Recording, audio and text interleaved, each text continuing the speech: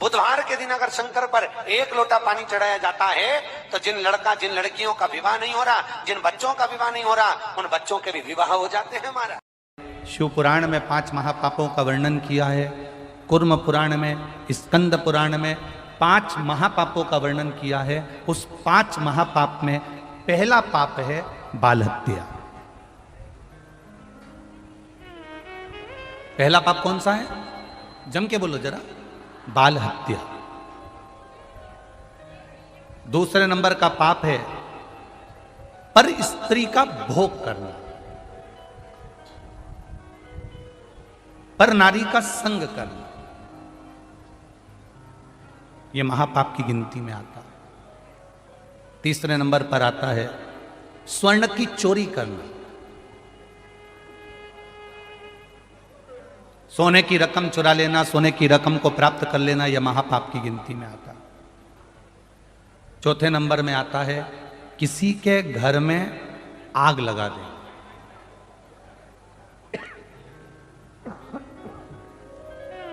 किसी के घर में आग लगा देना यह महापाप की गिनती में आता है।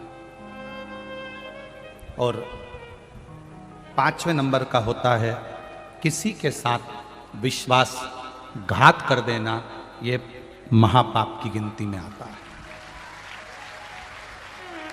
तो रोग में ग्रसित होना, बहुत रोगीले हो गए ना, बहुत कोई बीमारी ज्यादा हो गई ना, तो स्थान शंकर के मंदिर के बना लो। तो जिसको हमको साफ करना है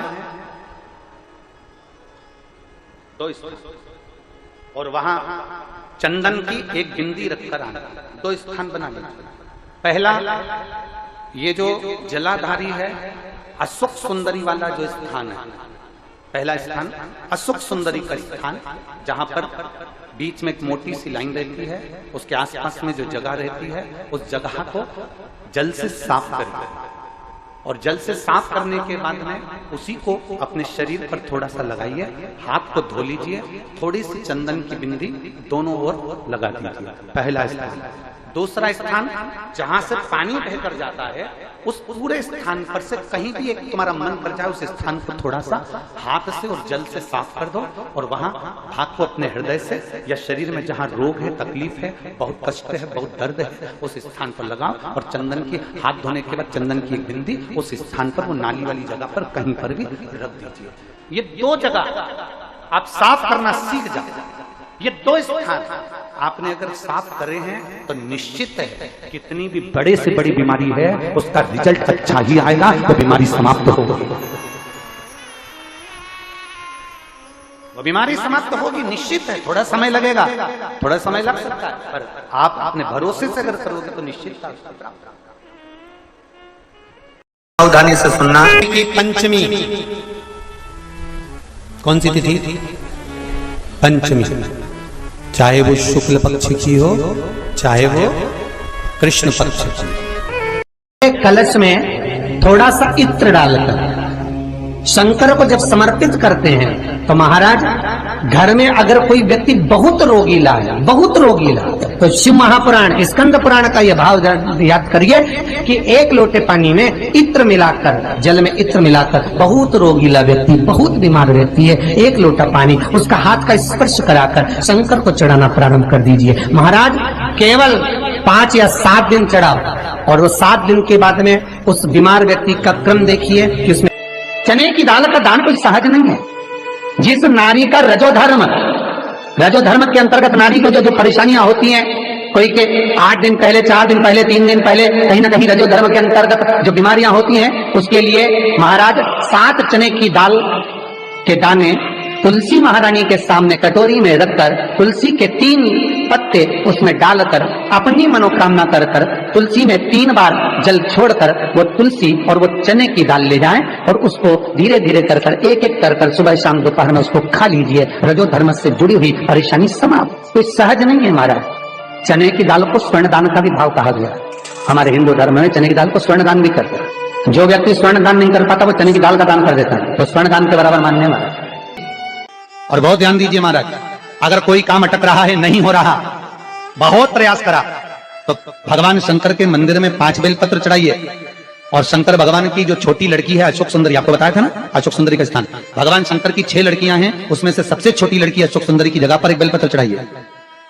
फिर एक बेलपत्र नंदीकेश्वर पर चढ़ाई है, और नंदीकेश्वर पर चढ़ाने के बाद भगवान शंकर के मंदिर के बाहर चौखट पर दिया लगा दीजिए साइड में, और फिर अपने घर पर आ जाइए, आपका कार्य सफल होना प्रारंभ हो जाएगा। लोक का एक देव महादेव कैसे हैं जो जगत में जीव को रोगों से मुक्त कर देते हैं, रोग मुक्त, रोग से मुक्ति देने वाले, वो केवल एक शिव है। शास्त्र कह रहा है भगवान शिव ओगड़ी दानी दयालु दातार मेरे शंकर ने लीला रची। आज भी स्कंद पुराण कहती है कि भगवान शंकर ने अन्नपूर्णा के दरवाजे पर पहुंचकर जब काशी में भिक्षा मांगी थी तो अन्नपूर्णा ने कहा था, ए शंकर, मैं उस गरीब से गरीब व्यक्ति का भी भंडार भर के रखूंगी, बस एक गलती नहीं होना चाहिए कि जहां भोजन बने उस स्थान पर बैठकर, उस स्थान पर खड़े होकर भोजन बनाते समय उस भंडार गृह में जूता नहीं होना चाहिए। तो मैं भर दूंगी भंडार।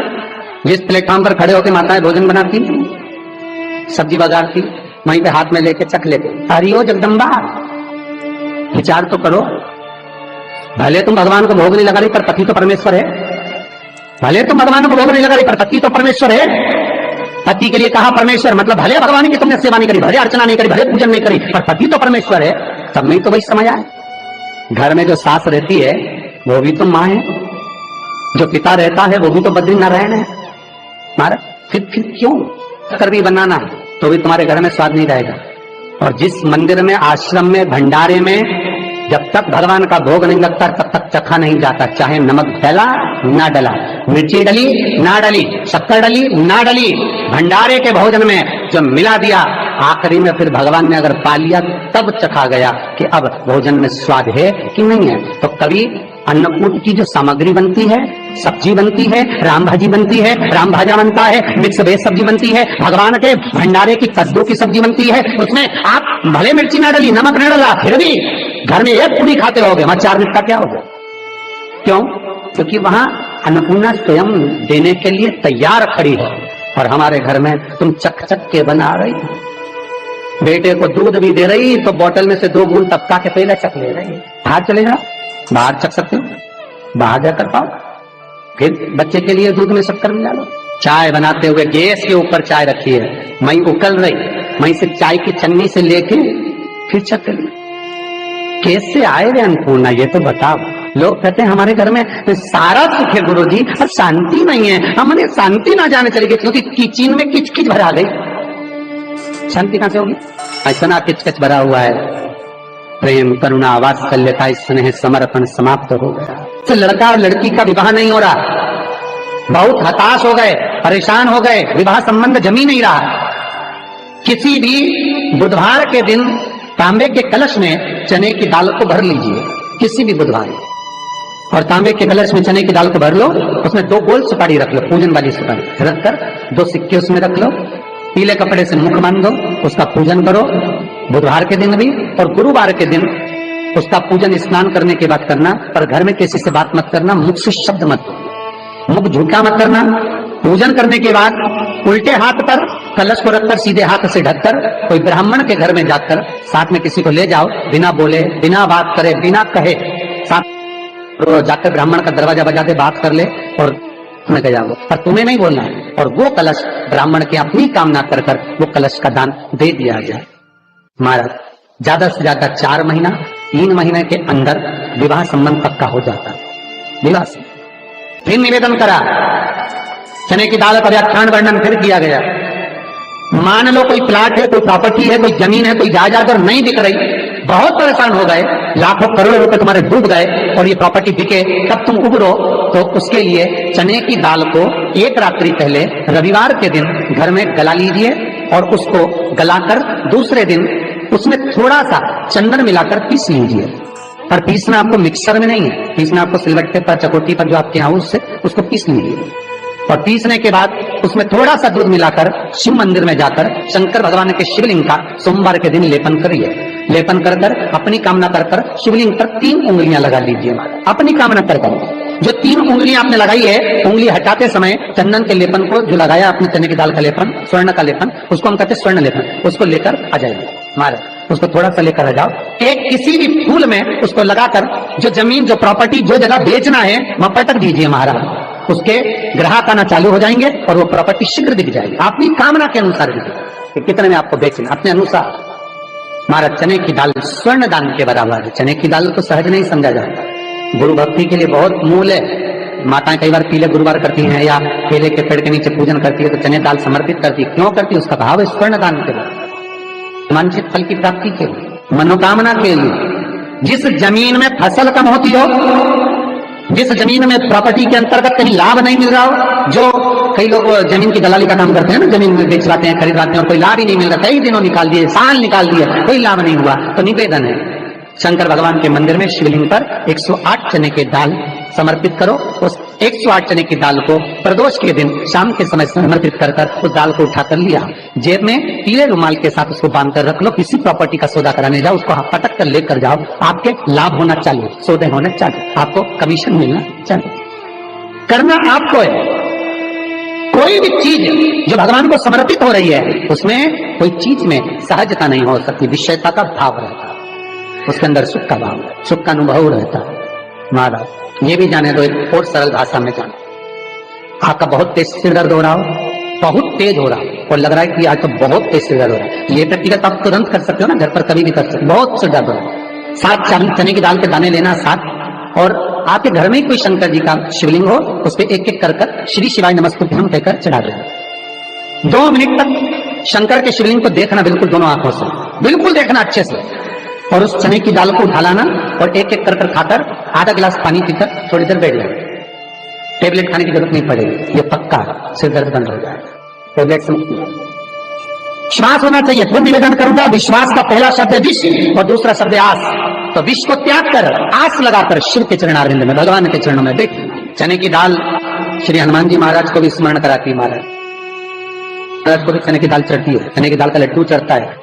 हनुमान जी महाराज और राम जी महाराज, शंकर जी, गुरुदेव बृहस्पति जी, जब आपके दिल को बहुत दुख, हृदय रोए, मन कर रहा है कि आज सबने धोखा दे दिया, बहुत तकलीफ दे दी, दिल टूट गया, मन टूट गया, बहुत हताश हो गए, बहुत परेशान हो गए और आज मन रो रहा है, कुछ मत करो, एक काम करो, बस केवल एक काम, आंवला हो, बड़ हो, पीपल हो, कोई भी एक वृक्ष के नीचे बैठकर एक पत्थर रखकर सामने छोटा सा, उस पर जल चढ़ाकर एक घी का दिया सामने लगा दो और थोड़ी देर बैठकर भगवान शंकर का स्मरण कर लो। थोड़ी देर, आपको जितना आपको गम मिला है, दुख मिला है, तकलीफ मिली है, थोड़ी देर, मात्र 5-7 मिनट भी बहुत है। आप घर आओगे ना तो आपको खुशी का स्मरण होगा, तो दुख चला जाएगा, सब मन में जो दुख है वो थोड़ा कम होता है। हृदय चित्त में परमात्मा शिव सुख प्रदान कर, अकाल मृत्यु हो मरे जो काम करे चंडाल का, काल उसका क्या बिगाड़े जो भक्त हो महाकाल का। शिव का स्मरण करा तो आनंद की अनुभूति, सुख का, तीर्थों का स्मरण करा है। महाराज नित्य स्मरण भावों में भगवत चर्चा का। कई लोग कहते हैं मंदिर जाते हैं हमारा काम नहीं होता, हम बहुत समय से अगरबत्ती लगा रहे हैं हमारा काम नहीं हुआ, हम दिया लगाते हैं हमारा काम नहीं हुआ, हमने उपवास करा हमारा काम नहीं हुआ, हमने चतुर्थी करी, पंचमी करी, हमारा काम नहीं हुआ, हमारा निवेदन है उसका दरबार मत छोड़ो। कभी तो सुनेगा, कभी तो सुनेगा।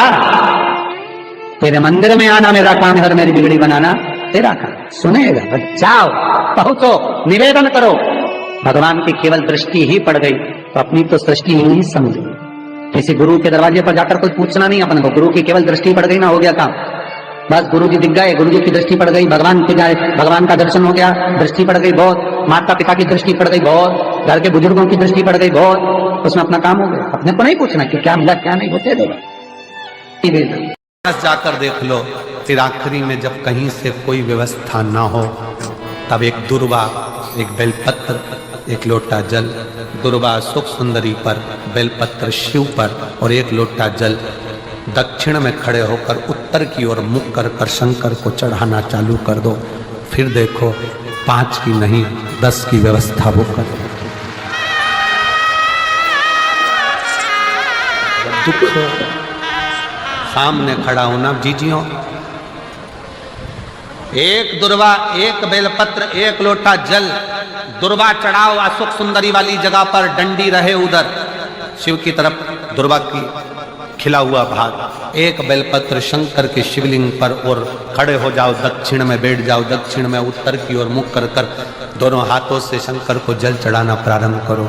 8, 10 दिन, 15 दिन, 20 दिन बाबा को चढ़ा कर देखो, फिर रिश्तेदारों से मांगने की जरूरत नहीं पड़ेगी। वो ऐसी प्लानिंग करेगा कि तेरा भंडार करना। कोई जाए जो काशी में मेरा पैगाम ले जाए। बस हृदय से